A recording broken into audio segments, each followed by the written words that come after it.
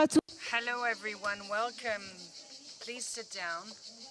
We will start and we'll talk about how to fund ecological transition at any cost. That's a wide subject, maybe not at any cost, but the speakers will talk about it. There will be some sacrifices for sure, because the price to pay will be high for France. Experts assess it to between 50 to 70 billion euros. To talk about it, we have the session coordinator, Benoît Curé. You're the president of the Authority of Competition, member of the ECB, and you're economist. You're a member of the Cercle des Économistes. Then we also have among us Daniel Ball. We thank him for his attendance. You're the CEO of the CIC Bank. You had a few problems with your high-speed train. However, you're among us. Thank you for your attendance. You're coming straight from the train station. Thank you. Then we have Lorenzo Bini Smaghi. You're the president of the board of directors of Société Générale. Next to him, we have Florence Lussmann, president of France Assureur. And then next to her, we have Johanna Makowiak-Pandera. You're the president of Energy Forum. Stéphanie Pay, you're the general director of FSG. And then we have Philippe Sedbon, who's the chairman of AFG and the managing director of Asset Nostrum Management. So you are going to set the background of this difficult issue. At which cost are we going to fund this ecological transition? There are lots of things at stake. We have public, private investments. What sacrifices should we make? How can we apply how we should go from brown to green, basically? How should we do this transition? Hello, everyone. Thank you for having put this important issue on the agenda, because ecological transition is an important subject. In a nutshell, if the question is, should we fund ecological transition at any cost? The answer is yes. That's the gist of it. We have no choice. It's crucial for our society. We have ahead of us something that is like a tantamount to an industrial revolution, but we have less time than we had for the previous industrial revolution. We need to find investments to manage to have carbon-free society by 2050, or a huge reduction of the CO2 emissions, depending on the objectives that we set ourselves, but the objective is the same. The figures were given. The consensus is that in developed countries, we should have 2.5 points of GDP per year by 2030. So for France, it accounts for 70 billion euros per year between now and 2030. Jean Pisani-Seri and they have described it as a substitution of capital to a fossil fuel. We want to replace fossil fuels, and as a substitute, we have to invest a lot of capitals in new energies, and that will cost us 70 billion euros a year. The French debate is such that what is of interest to the political debate is only to know whether this financing will be in the shape of tax or debt. But we're talking about something else altogether. We're talking about private funds. Can they be mobilized to avoid debt or to avoid increasing taxes, even though maybe at the end we'll have to do both? But we will discuss the alternatives. And I'm thinking about this wonderful sentence from the German Social-Democrat saying we have as many markets as necessary and as much state as necessary. So how can we change the financial markets for these 70 billion to be funded by existing savings? The first question is, amongst the 70 billion, what is allocated between the private and the public sector? Another question at stake is, how are we going to earmark this funding with the regulation, incentives, tax regulations, but also the choice of the savers themselves? Are they ready and willing for their savings to be guided towards these projects? There's a matter of efficiency as well. may it be from the public side, what is the government's regime of assessment that will make sure that it is well allocated, that the money is well allocated as it should. I was part of the recovery plan in 2021. We had a lot of difficulties to differentiate between what was green and what was not, and it was hard to see the difference between the two. We wrote it in diplomatic words, but the subject matter was this one. So there's a lot of debate on public money spending allocation. And we want to make sure that the projects that favor innovation are the ones that are being funded. That's my job as the competition authority.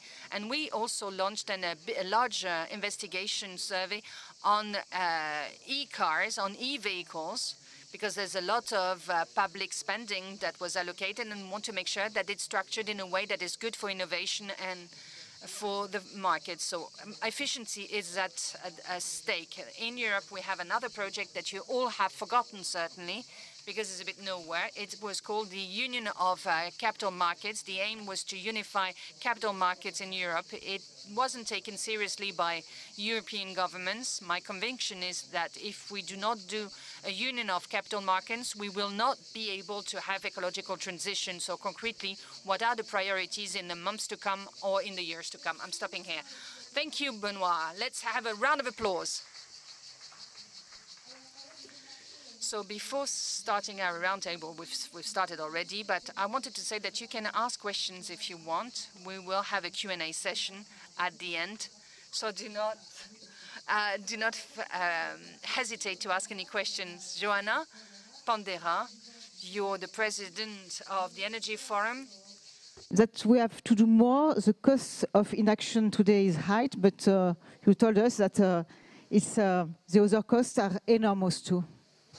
Thank you very much for invitation. I established and run a think tank which supports energy transition in Poland, which you may know is not the easiest country when it comes to reaching climate neutrality. And I would like to make a few points, because I was struck also with the numbers you provided about the cost of energy transition in France, 70 billion euros. And for me, it's just a question, put the cost into perspectives. The first point, how much we will pay if we will not transition away from fossil fuels, if we will not reduce the emissions. And just giving you the numbers which strike me very recently is the cost of energy imports in European Union. Only last year, it was 700 billion euros. This is the amount which is spent on importing fossil fuels, mainly from outside of the EU. We faced a structural deficit, so we need to address it. And also last year, only subsidizing energy consumption in order to overcome the crisis, we spent 800 billion euros. This is more or less the amount which US government prepared for clean investments within the Inflation Reduction Act. So these are the numbers and context which we also need to understand, that reaching climate neutrality is not only about climate change, it's about energy security, it's about industrial policy, it's about answering the question how we will actually produce our energy in future once we don't have a big amount of fossil fuels. So this is the, for me, very valid question, which, by the way, is now very much works in Poland. Poland is not the richest country in Europe. However, we must move away from coal because coal is over. This is the reality. Gas has its limitation. It was named as a transition fuel, but with the Russian invasion in Ukraine, we decided in Europe embargo Russian fossil fuels, so also the prospects of using gas in future are limited. So then it's the question actually which kind of resources can play the role. And here I would like to a little bit discuss with what you, Benoit, said, that at each cost energy transition. I think it is up to us how we shape the cost. As a think tank, we are modeling since many years different costs, and we see everything depends on the assumptions, and everything depends on the decisions which government will take, and how it will prioritize, in example, different policies. And in that context, what I think is very relevant is energy efficiency first. Once we start with energy efficiency, then the cost will be lower. And the last sentence is, it's, of course, I think we should do everything what we can in order to minimize the cost. But what is relevant is actually, my feeling is that we are not missing funds, we are not missing capital. We are missing the discussion on how to redistribute the cost of energy transition among different groups of energy consumers, also poorer households. There is a lot during this conference about energy poverty and fairer distribution of cost of energy transition. And this is something what, in my view, we should really focus on now. Thank you very much, Joanna. Thank you. Thank you very much. Daniel Ball, you are going to talk to us about how we're going to fund this ecological transition. At the same time, you're going to tell us that there are opportunities and sacrifices. Maybe there are solutions that you have set up in your own institutions, something that is called societal dividends. So you are going to talk about it, and we want to know more about it, definitely. Please talk closer to the mic, right? Hello, everyone. Sorry if I arrived late. If the question is, of course, obvious, we should fund the ecological transition at any cost. This is something that we should have done 30 years ago, and we'll have to do it in 10 years now, so it's a real subject. As a bank, obviously, we have a responsibility which is very specific in that field. As a purpose-driven company, we also have a role to play. As a CIC, we made the choice to have a purpose and basically to create societal dividend. I'm going to talk about it straight away because you're asking me about it. What is being a purpose-driven company? That means making choices for the company, for the customers, but choices also for the common good. And if there's a subject that is concerning everyone, it's the ecological transition. This is dear to our hearts.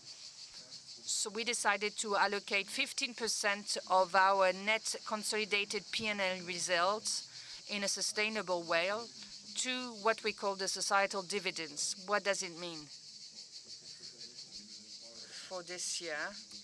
Bearing in mind our results in 2022, which was 3.5 billion, it's 525 millions that are allocated, earmarked to this societal dividend that will be allocated to different pillars, half of which will be allocated to investment for companies or for a stock purchase, or for environmental considerations or societal considerations. That means that we do the same job as equity firms. The only difference is that the investment will be made depending upon the impact that they will have and not depending upon the profit that we could have. This amount of money will be aimed at funding the ecological transition. So there are companies investing in that field. Our decision was made in January, and when in September we'll be able to announce the first investments that we will make. That's a big change, right? We are going to invest depending on the impact and not the profit. Well, yes, and within us, we also have an equity firm that works in a more traditional way as well, that requires to have an investment on return, an ROI. So here we are going to select credible projects, that is what is important, and to see whether they are really green and not just greenwashed. So we need to be very rigorous in our vetting process, and we'll try to have a horizon in 8-10 years, something that we wouldn't do with an equity firm. There are two other components. The first one is in sponsorship, and we've launched a call for projects related to biodiversity. This call for projects was launched on the April 15th, and we've received 285 applications, and we will process them for sponsorship purposes. And there's another component regarding subsidies directly allocated to customers to allow them to act in a more proactive way for the lifestyle transportation, installation of household, for instance. We launched an initiative which was quite well observed, namely a 0% loan for the purchase of a bike to change one's lifestyle, to go towards soft mobility. And as I often say, it's good for climate, but it's also good for health. So this is for the societal dividends, but for the rest, as a bank, we know that we have to assist all our customers, individuals, companies in their environmental transition, in the loans that we have to grant. And already now we are granting loans at more favorable conditions depending upon what is at stake and the commitments that are being made by the companies and individuals. That is our role. And I often say it, the aim is not to be censors, but rather to be of assistance. And this is important for us. Thank you. We will now follow up with you, Rezo Bonilla. We can applaud Daniel. Lorenzo Binismaghi, you're the president, the chairman of the board of directors of Société Générale. You are going to talk to us about the cost of transition, the difficulties encountered, and maybe this European coordination that needs to be implemented in terms of instruments to favor access to ecological transition and everything that we have to do to speed up the funding of transition, because there's some kind of friction now that that leads to a lot of stumbling blocks. Three key messages. First of all, transition has a cost. We've said it. It will cost much more than what we think, because it's not only a matter of transition. There's a matter of adaptation as well, adjustment. So when we will have, I don't know how many degrees, I don't think we'll have the rencontres économiques in the same way that we organize them today. It will require a lot of investment, so we'll have to organize them elsewhere in another venue.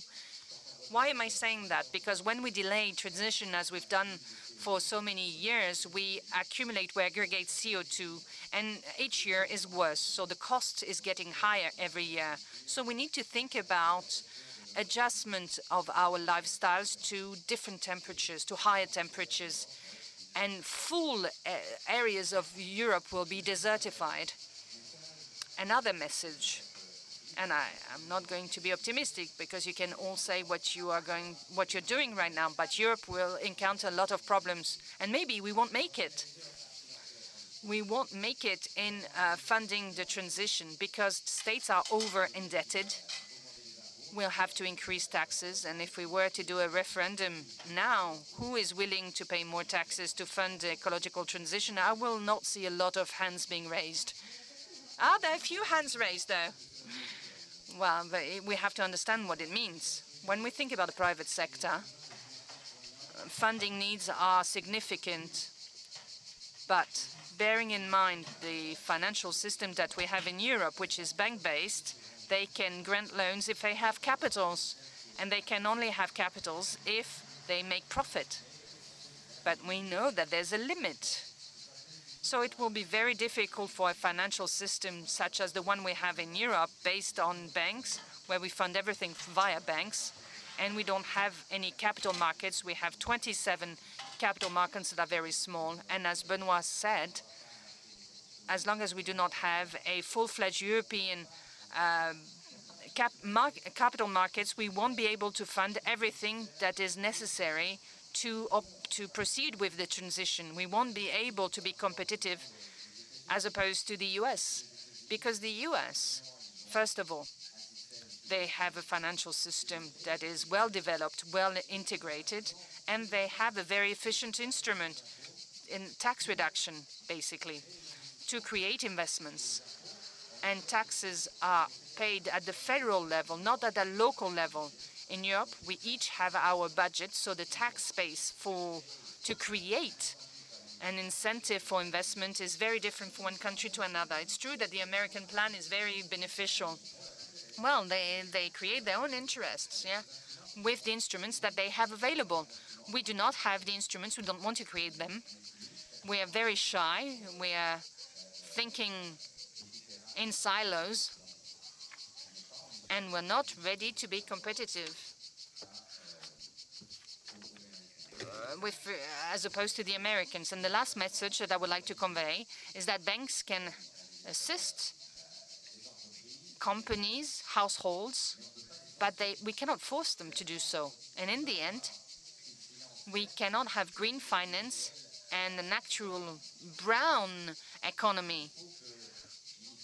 The initiative should come from actual economy, and we can help them to become green. But we cannot force them to do so. And it would be an illusion from the regulators nowadays to think that we put constraints on the banks, and the banks will implement these constraints and put these constraints on the corporations and the households. It won't work. My messages are not optimistic, but I should like to draw your attention to European political decision makers and national political decision makers, because every day it increases the cost of transition and the cost of adjustment to a changing climate. And at the end, this will adversely affect Europe. Thank you. Florence Lussmann, you're the president of France Assureur. Maybe you have something to say about this. If we have a lot of assets, we can't only insure green assets. We need to insure brown assets. We need a timeline. We need, and you have another prism, namely natural disasters, because this will impact your activity as well. Thank you, and hello to everyone. Indeed, insurance companies for many, many years are at the forefront of climate change. So global warming is a reality for us. We see more and more natural disasters. And at the end, we pay. But these are, first and foremost, human dramas. A lot of people think about this psychological impact of natural disasters due to global warming. I could talk about the UNDP, the United Nations Development Program for Human Development. There was something that was done in Cambridge. For one person that is affected by a natural disaster, there are actually 40 other people that are impacted. So the scale, the psychological scale, the mental health scale needs to be also assessed. When we talk about transition, we talk about 50 to 70 billion euros for France, but there's also the cost of lack of transition, and there's a lot of human cost. So you've understood that for us, transition is absolutely necessary and indispensable. So we work with our members, with our clients in terms of environmental transition, but we also invest 2,400 billion euros of investments. That's your money. That's the money that you entrust us with. And this is where we invest this money more and more in green investments, in sustainable development projects. We have more than 270 billion euros that are green, that are invested in green investments. When we talk about 400 billion, there's 1,900 life insurance. So we have policies. So we need to ask the customers, because when we sell life insurance policy, we need to advise them. And when we ask them what they want, 60% they want to have meaning, to have a meaningful investment. And behind this, we'll find the ecological transition. But they also want safety.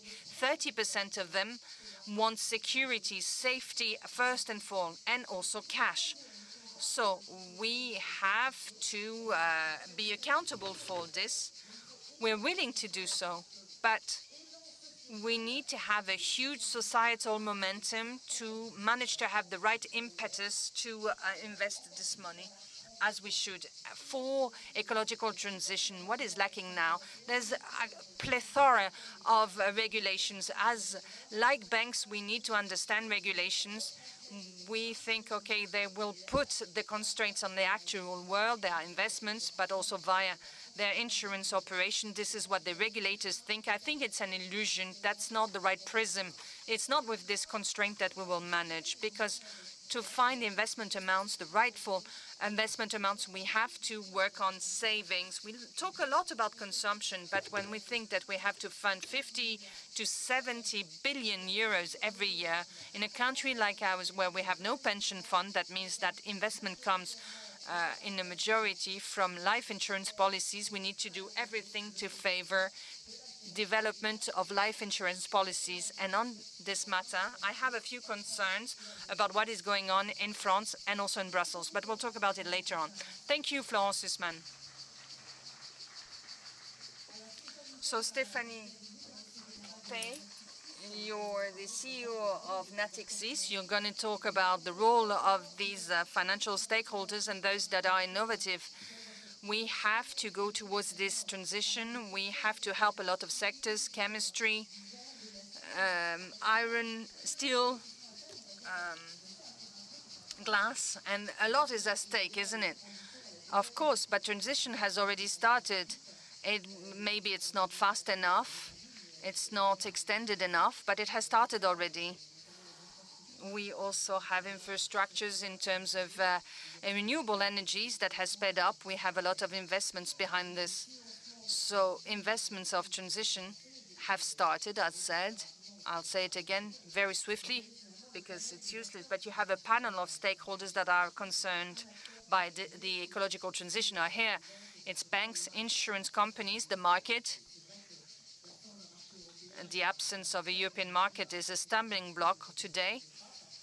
To be powerful enough and efficient enough, there's no wonderful solution, there's no miracle recipe for this. And it's wonderful to see what has been done by CIC on societal dividend that you have well described. There are other ways to proceed. I remember the SNCF railway company that has worked on impact emissions, and it was invested in society and it was in social investment. There's a panel of solutions, of stakeholders. We need to encourage companies that are operating this transition to speed up the transition that has started already. And I agree with what was said before. It's not up to the financial stakeholders to work on that. We've talked also about the tax measures that have been set up in the US. What is striking me, because we work on all continents, I could see how fast the time to market was done. When we had the IMERA in the US and the first IMERA we did at the time, 4 weeks elapsed only. And for me, it's actually a cause for panic, because there's a lot of red tape in France. Yes. We're still talking about what we should do, and they're already really efficient and implementing. When they talk about gas, we don't know how they do. We know that 70% comes from their own natural resources, but we could see this capacity to assist is really fast. And we're lagging behind, and we are too slow. So a panel of stakeholders, a panel of solutions, and we need to improve the market operation in Europe, and we need to move faster, because of course we're all talking a lot about transition and costs, but there's an emergency. We need to find the means to do so. Thank you, Stephanie. Stephanie, thank you. Alors on termine. So we're going to end this first turn around all of our participants. We end with a specialist in investment, who you're the last one here. Philippe Sedbon, from chairman of APG. How are you going through this transition yourself? You say you can't let have brown assets to use green assets. The question of a yield and although this isn't what you came out the first time. You said people savings wanted secure savings, and they also want them to have some yield as well. Yes, absolutely. Hello, everybody. If we go back to the theme of the Rencontre économique, renewing hope, I can see two subjects which can renew hope. First of all, there's no debate about the fact that we need a transition. There could be a debate about that. Other countries aren't following it, and you could say, well, you need to have a sudden change, and you suddenly switch over to everything being green tomorrow, which obviously would cause huge social crises, and which isn't possible. That's so important. There's no debate about the need for the transition. And the other point that's rather positive is that we've talked about the economic challenges in terms of funding. 60, 70 or 100 billion, perhaps it'll cost even more than that. Let's say 100 billion. The good news is that in France we have 3,000 billion euros of savings, and have about an extra 100 billion every year. So we have the money, you're saying. I'm not saying that. Before we think about taxing people, perhaps we could earmark the savings. If we're talking about earmarking savings, faced with this challenge and this project, which is transition, this major project for the planet, any project does not, not a question of intention, it's a question of execution. Let's talk about execution. I want to talk about actions that have begun already through our management association by this active player. We're working with banks and with the savings institutions. 3 floors to this. The first floor is to have a clear framework, a clear regulatory framework. We're working on this. We're making proposals because I'm convinced if we did a survey in the room today saying what is your definition of the transition, it would be a different definition for each person. So we have to have a clear definition of what the transition and what a transition plan is for a company. We've been working on this. We've made proposals, and this will come up with the new version of the CFDR in 2026. This second point, this isn't enough. When we're doing our work today, and we have to continue doing this work of analyzing, selecting, and funding the economic projects and funding the emitters. We were doing this previously using financial criteria only. Everybody had the same cash flow, the income, etc. Everybody had the same criteria. Today, in the same way, you don't have the same criteria and the same body of common indicators. That doesn't mean that conclusions have to be identical. We all have our different conclusions. We have to work on a common body of indicators. That's what the EFG is doing with the Institute of Sustainable Finance. So by the end of the year, we will have a proposal for a common body of indicators. Otherwise, we won't be working in the same direction. The third floor is, as you said, Isabel, is the profitability, the yield. You will have different life plans from myself. You have to have products and profitabilities that are appropriate. I don't think you're not going to have the same requirements depending on who you are. So we have to select and analyze and fund the right projects, whether they're green or only green, yes, but it has to produce profitability, and they will produce profitability. There's no doubt about that. When you invest, this increases productivity, creates jobs, and will therefore create profitability. It's your question of time.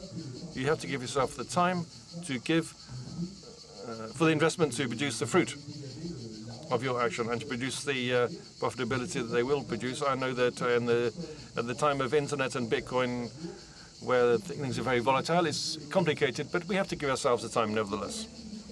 Thank you very much, Philippe Sedbon. Now, perhaps another question, and after that we'll have some questions. What comes out of what you've all been saying is that there are difficulties, especially to know what is a green asset. This is what you were saying, Philippe. There are a lot of different definitions of a green asset. It's difficult to come to an agreement. Perhaps Benoît Curé, you have an answer on that? I think it's better to let the financial players tell us this. We're trying to be concrete and identify the blocking points. What are the uncertainties that remain in the regulatory framework that prevent them from doing their work, from doing their job? In other words, to earmark the savings that they are given for green projects and green assets. what do we have to change in the regulatory framework so that this great movement of earmarking the savings can begin immediately? So, Florence, perhaps in the European level, other things to do? Yes, we have a number of labels. The trouble is that these labels are not stabilized. And also these labels, like the taxonomy, are rather static. So what's happening if all of a sudden we decide that we want to only invest in green projects? There are whole sections of our industrial economies which will suddenly stop. They will collapse. I mean, that's just not realistic at all. So that's why it's absolutely vital, and this is the case in the green industry law, to find on a common baseline on the basis of a transition, what a transition plan. We have investment programs that are earmarked. One of them is the sustainable recovery in France. The conditions for the investments are that the companies have to be CSR with criteria for parity, etc., and also criteria on the ecological transition. And what can we see here? We can see that they have a lot of need for support. And this is what we and our asset managers are giving them, because today, in fact, nobody knows exactly what is a good transition plan and what's going to happen. So we're going to say, I'm going to invest in this company because I believe in its transition plan, and the transition is the most important thing, because if the companies are already green, they've already done the job, but the brown companies have to become green, and not in the not too distant future. So today it's the responsibility of each insurance company and each asset manager to say, I believe in that, I'm going to go for it. So what's going to happen in 3 or 4 or 5 teams? We'll have a supervisor who will come along and say, no, that's rubbish, that's no good at all. It was obvious that this plan was not going to work. I'm waiting to speak to them today so that all of us together, we can get around the table, if possible, on a European level, so that we can decide how we build so that a particular company has its own transition plan, and then, of course, we have to monitor the execution of the plan. But for me, that's the absolutely vital issue for me. Stephanie, then Joanna, you wanted to say something? Yes. To agree with what you were saying, there's a big difference between I'm financing a green asset. I can see what a green asset is. I'm finding wind turbines, which are properly built and will generate a green energy. What about what is a green company? What is that? That's the difference. For 5 years at the NetTexas, we've been developing an internal indicator called the green weighting factor, which enables us to qualify the color of our portfolio with a transition plan. It's much easier to qualify the assets than to qualify the companies. So we need to have very clear and common definitions of what a green organization or green company is. Joanna? To respond what actually green investment is, there are certain rules which are written in the taxonomy which very specifically describe the definition of green investments, and there is very specific methodology on how to calculate carbon footprint. So I think that the main challenge for the financial sector is now to apply those rules which exist, to be transparent, not to do the greenwashing, and to scale up investments which are required. This is the challenge, to change, to shift into investments from those, let's say, business as usual, to those who are key for reaching climate neutrality. Oui, Daniel, plus personne fait du greenwashing quand même maintenant, non? C'est fini. I don't think anybody's doing greenwashing anymore. What do you think? I'd like to be very pragmatic about the decision that a banker can take about a particular project or a company. I'm quite close to the operators, and I know how that works.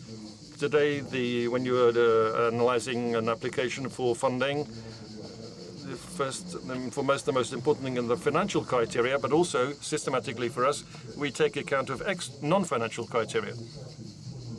And that's how we take our decision. It's not necessarily more regulations that are going to help us to be more effective. We have a subject which is traditionally raised, which is what attitude should we have to oil companies? Should we continue funding oil companies? Our answer is to say quite simply yes, if they are investing today increasingly in alternative energies. For example, we've decided to stop financing new projects which will further increase the production capacity of oil and gas. Nevertheless, we're not refusing to finance these companies entirely, because they're also making efforts to accompany energy transition. And Lorenzo, there will soon be rules that will force major companies to publish their non-financial commitments.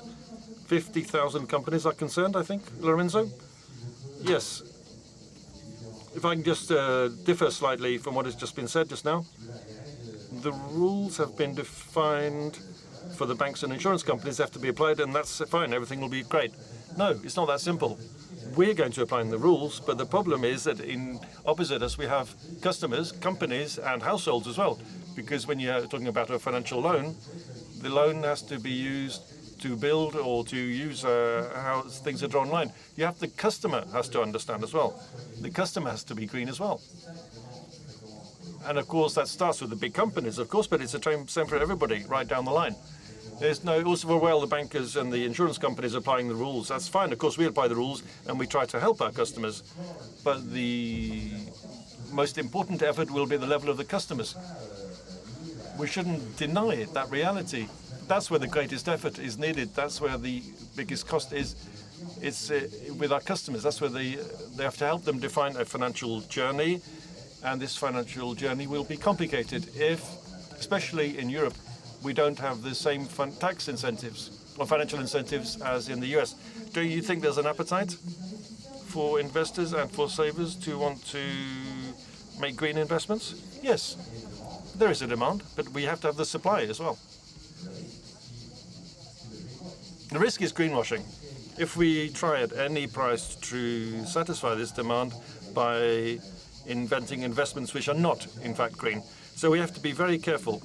The responsibility of the financial players is to be more royalist than the king when they are applying these rules. But the effort, we have to explain this, the effort has to come from the real economy.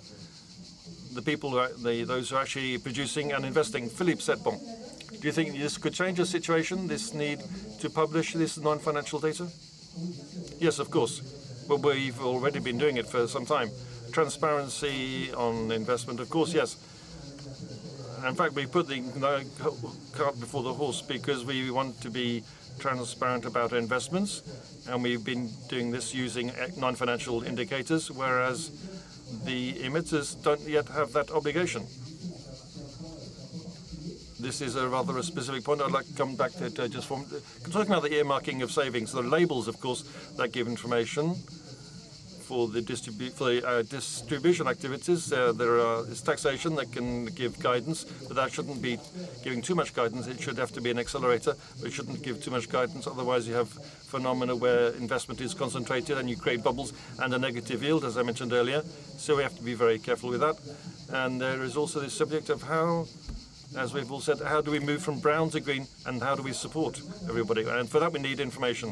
What you were saying, Isabel, is the regulations have to be exacerbated and have to force the companies to publish. That's absolutely vital. This publication is absolutely vital. We need information, all of us, to be able to analyze, select, and finance. If we don't have this information, or we only have it through providers of data and information who, unfortunately, and that's slightly because of us, they're no longer European. You can imagine the situation. You're transforming the European industrial fabric using information which comes from outside Europe. That's unthinkable. So we need that information. It's absolutely crucial. It's a question of sovereignty. Do you have questions in our audience? Yes, I can see lots of hands being raised. Here in the front here. Gentleman here. You could just introduce yourself if you like. Hello. Thank you for this roundtable. My name is Christophe. I'm a student at in Paris. I'd like to ask you about something that happened 3 weeks ago. The BU had its summit on a new World Pact and announced new actions to finance the ecological transition of developing countries. I'd like to ask you all a question. How do you think we can encourage the most indebted countries to finance their ecological transition? Who wants to answer that one? Benoit, no? No? What we can say is that to finance the ecological transition, you have to have savings.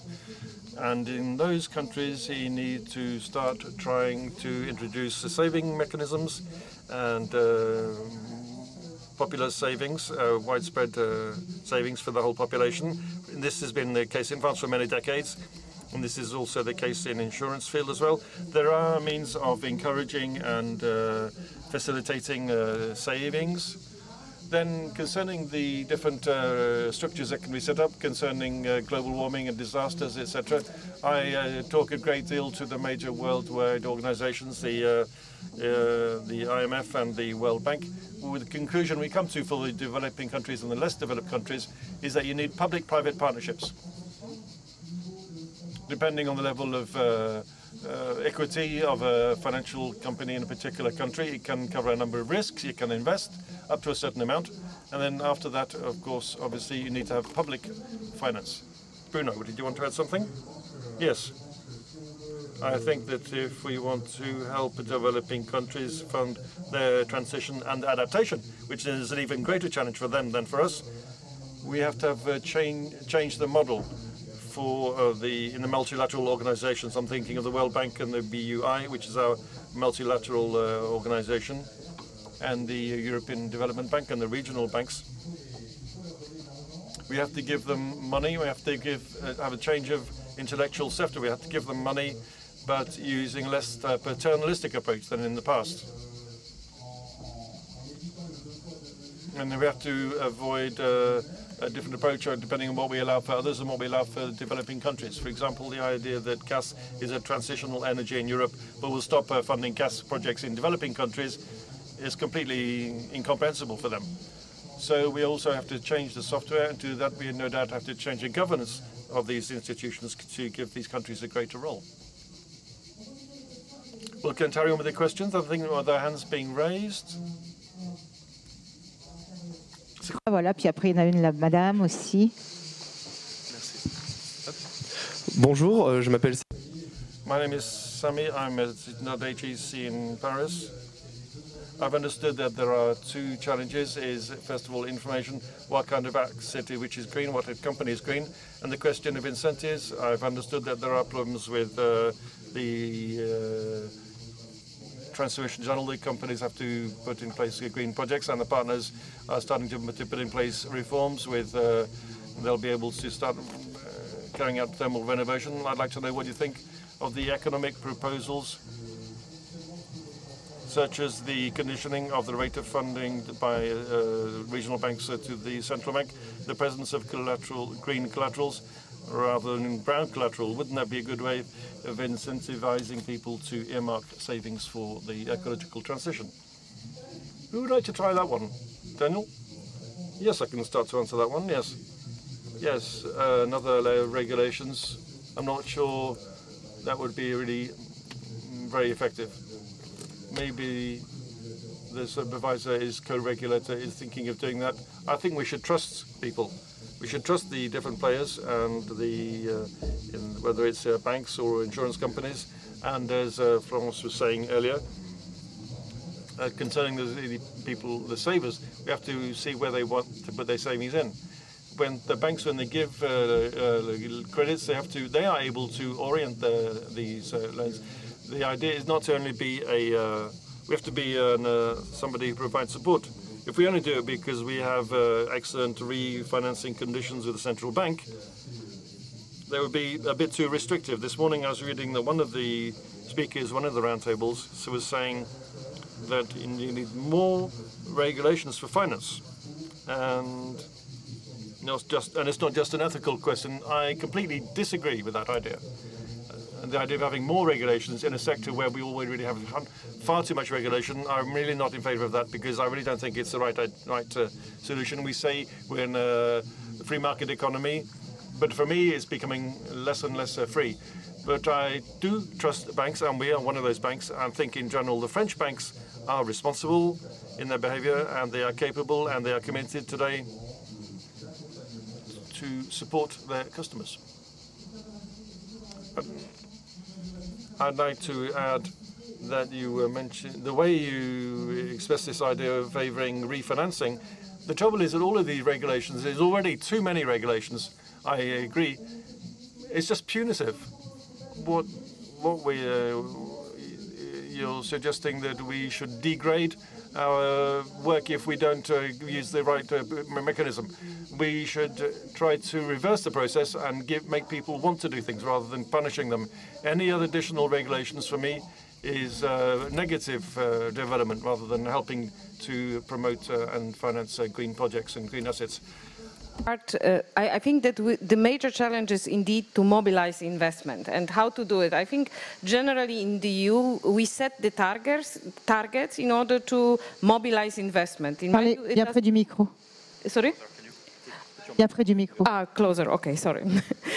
So the challenge is that that approach, in my view, does not work. And where I think we can change a little bit thinking is through the public-private partnerships, where projects which are of the particular importance to the state, to the countries, can really get support, extra support of the state, and to merge it with private financing. I don't know to which extent it works in France. In Poland, there is a long discussion how to do it. It's still a lot of space to maneuver, but I think it will be really the key, because what I see, we are really missing good projects. So here you are right, only prohibiting financing old project is not enough. We need to find good projects too.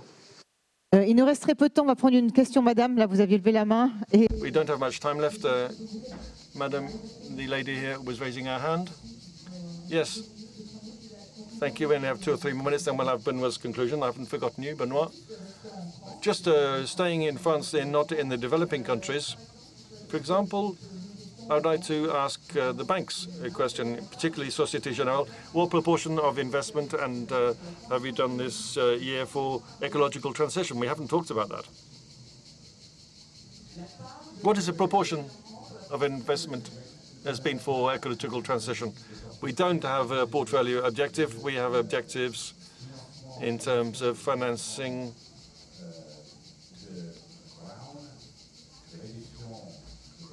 we have objective of reducing brown investment compared to green investment. We don't have an absolute objective in terms of financing green projects, because the number of green projects is quite low. We have objectives to support our customers so the green part becomes bigger, but we're not able to measure whether our customers are green or not.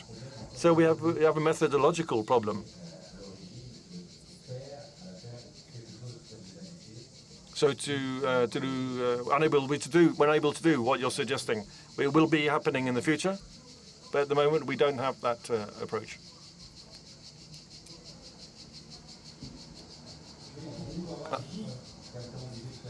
As I was saying earlier, we can't invent the figures. The figures come from our customers. Are our customers green or brown? Today it's very difficult to know. We can define the investments, but not the financing of a company. If this company, is it green, is it brown? At the moment, today, we can't retrieve that information if the company doesn't give it to us. In terms of figures, I can give the figures from the our financing aimed at enabling the climate transition and the environmental transition for our strategic plan that we're going to define at the end of the year. We're going to increase by 35%. We already had a 35% increase at the end of last year as well. So we're really accelerating. But giving the proportion between one and the other, I agree with the previous speaker, it doesn't really mean much if we do that. For the asset managers, you've understood we are all involved, but it's much easier in asset management. We have a stock to manage. The company I'm in charge of, but it's true for all of the industries, or most industries, 400 billion euros are being managed. For most of those are under Article 8 or 9 in European legislation, so that corresponds to your question. So as to say, we're already doing it. The transition has already begun. Bruno, a couple of words to conclude. Yes, first of all, thank you very much, Benoit. A lot of things have been said. I leave this discussion a little bit more optimistic than before. in a context which is rather depressing, which is this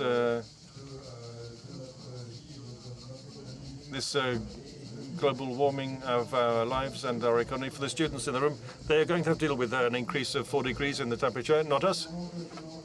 This is the most important challenge that our societies have ever had to deal with. What reassures me is that finance is mobilized. It's completely at the heart of the decision-making processes and regulations. That's the good news. But I have heard three major questions. The first question is, how do we move from a rationale of a yield to a rationale of impact? And to do that, the customers, the savers, people who are taking out loans have to understand that rationale and be prepared to do so. The second question, the second fear rather, is that we can see that amongst all these financiers, there's a fear that the politicians are passing the buck on to the financial world what they should be doing. So financial world can do some things, but there needs to be a political framework and a regulatory framework, and they need to have a carbon price. The direction has to be determined at a level which can't be done by a financial world. It has to be done by politicians, and the financial world is asking the politicians to do that. The third question is what Europe can do when you look at what the US are already doing in terms of reform of the energy market. That's already being done. And also in terms of the reforms of the capital markets. Europe is the biggest market in the world and the second reserve currency in the world, has a high level of savings. So what are we going to do to finance the transition today? Nothing at all. So what can Europe do? We have the European elections next June. I encourage you to ask yourself when you're choosing your candidate, what can Europe do to provide better support for the climate transition? So there is still hope. Thank you very much, everybody.